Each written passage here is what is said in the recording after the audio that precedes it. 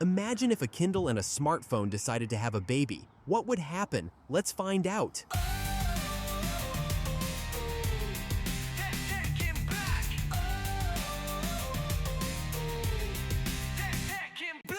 Alright, check this thing out. It's the Boox Palma 2. Been playing around with it for a while now, and honestly, it's kinda quirky but cool. Actually, I've been using this since December, so like almost half a year now, and hands down, it's the best e-reader I've ever owned. Seriously, I've tried a ton of stuff, from the good old Kindles to other Android e-readers, but this little guy is something special. It's like it took the best of the e-reader world and the smartphone world, but with its own twists. Let me break down 7 things you should know about it, so you get what I'm talking about. First off, just look at it. Totally gives off smartphone vibes, right?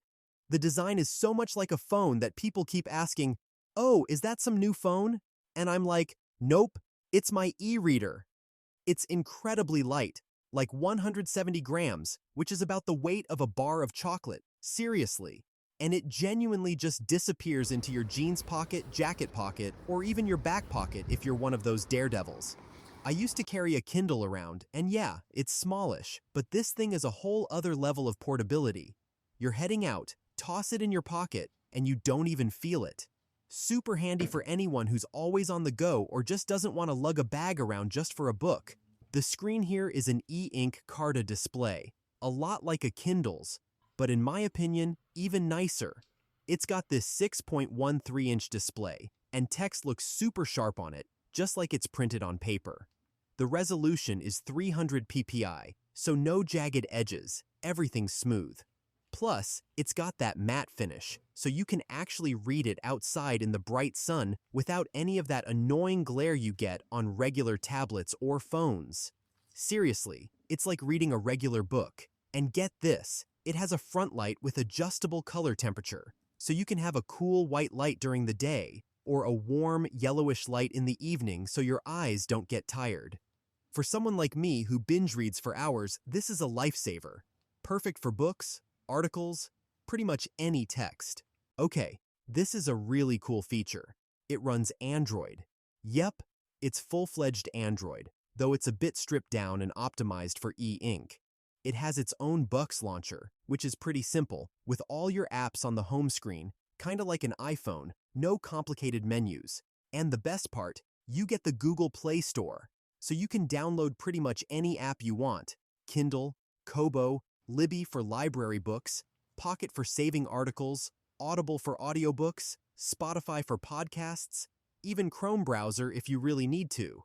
This isn't Kindle's closed ecosystem. Of course, not all apps are perfectly optimized for e-ink, but the main reading apps and services work without a hitch. Super important thing to remember, there's no SIM card slot, so you need Wi-Fi for anything online. It's definitely not replacing your main phone. Don't even think about it. It's not for calls and constant social media notifications. Think of it more like a cool little companion device, a dedicated gadget for reading and content consumption that you carry with your phone. The upside is, it's not distracting like your phone.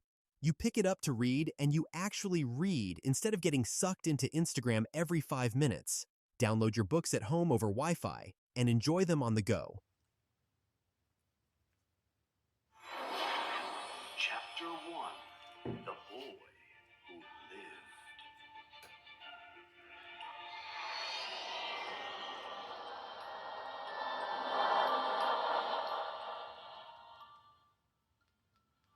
Speakers, well, let's just say it has them. One at the bottom. The sound is pretty mediocre, fine for notifications or if you absolutely need to listen to something quickly, it'll do. But for serious music or audiobook listening, they're definitely meaty. But it's got Bluetooth 5.0, so you just pair up your wireless headphones or a speaker, and you're golden. I use it all the time for Audible audiobooks and podcasts while I'm commuting or out for a walk. The app interface can be a bit sluggish on e-ink, but it's perfectly usable, so it's not just an e-reader, but a decent audio player too. See this button on the side? It's not just a power or volume button. You can actually program it to do different things. It's really convenient. For example, I've set mine so a short press refreshes the screen, which is useful on e-ink to clear ghosting, and a long press, boom, the camera opens right up. Or you could set it for a screenshot, to go to the home screen, all sorts of things.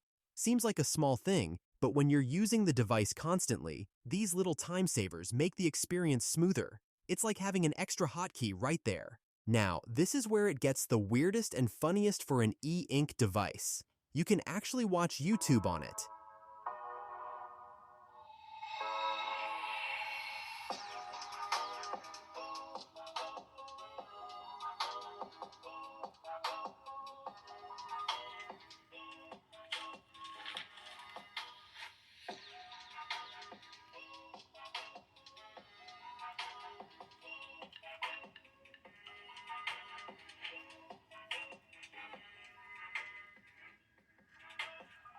And I even played games on it, which was ridiculous and kinda silly, but it kinda worked.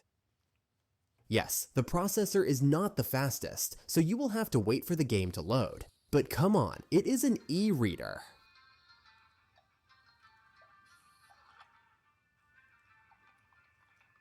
Obviously, an e-ink screen isn't designed for dynamic content at all, but the Palma 2 has different screen refresh modes, from the clearest but slowest, to a super fast one that has some ghosting and less sharpness. For watching YouTube videos or playing simple games, the fast mode will do in a pinch if you're desperate. Of course, it starts to get warm when you do this, and the battery drains faster. It's definitely not its main purpose, but as a bonus feature that it can do it in a pinch, that's pretty cool. Playing a simple game on the Palma 2 was no big deal, but then I thought, hey, what if I push it harder and try a shooter? So I went ahead and installed PUBG. The controls in PUBG are quite tricky and you have to react really fast. I was really curious if the screen could handle all the multi-touch action. Honestly, I thought it would crash or freeze, but nope. It fired right up and ran just fine. I played a few matches, and if you want to see how it went, you don't want to miss the video I've got coming soon. And trust me, the ending will surprise you a lot. So, yeah, that's the Boox Palma 2. It's this weird but compelling hybrid of an e-reader and a phone. It's not for everyone, for sure. If you only read a couple of books a year, you probably don't need this. But if you're like me and you devour books by the ton, you're always on the move and you want something super portable that can also handle a few other apps beyond just displaying text, then it's actually a pretty interesting option. Look, it's not cheap, definitely on the pricey side. For that money, you could get a decent tablet. But for what it does, for this unique combination of portability, an e-ink screen, and Android, for me personally, it's worth the money, and I haven't regretted it one bit. What do you think? Would a device like this work for you? Share your thoughts in the comments.